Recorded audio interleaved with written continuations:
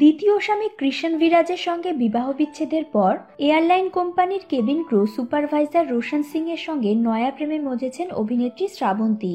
গণমাধ্যমে এমন একটি খবর ঘুরপাক খাচ্ছে কয়েকদিন ধরে। তবে এই খবর নিছকই গুজব বলে উড়িয়ে দিয়েছেন দুই বাংলার জনপ্রিয় অভিনেত্রী শ্রাবন্তী চ্যাটার্জি। সংবাদ মাধ্যমকে তিনি বলেন, আমি গুজবে কান দিই না। অনেকে গুজব ছড়াতে পারে, সেই সব নিয়ে মাথা ঘামানোর সময় নেই। বর্তমানে আমি সিঙ্গেল রয়েছি। তবে আমাকে নিয়ে গুজব ছড়ালে নিউজের কাটতি ছাড়া আর কিছুই হবে না। আমি এখন শুধু নিজের ক্যারিয়ার নিয়েই ভাবতে চাই। শ্রাবন্তীর ভগ্নিপতির পরিচিত রোশন। তার মাধ্যমে 4 মাস আগে পরিচয় রোশনের সঙ্গে।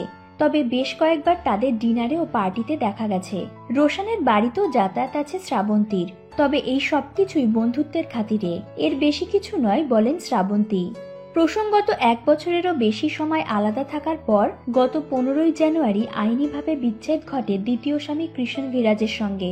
এর আগে এই নায়িকা প্রথম ঘর বেঁধেছিলেন পরিচালক রাজীব বিশ্বাসের সঙ্গে।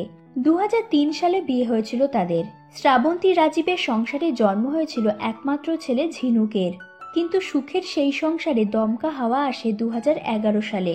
তো বন্ধুরা, শ্রাবন্তী জানালেন রোশনের সঙ্গে তার কোনো সম্পর্ক নেই।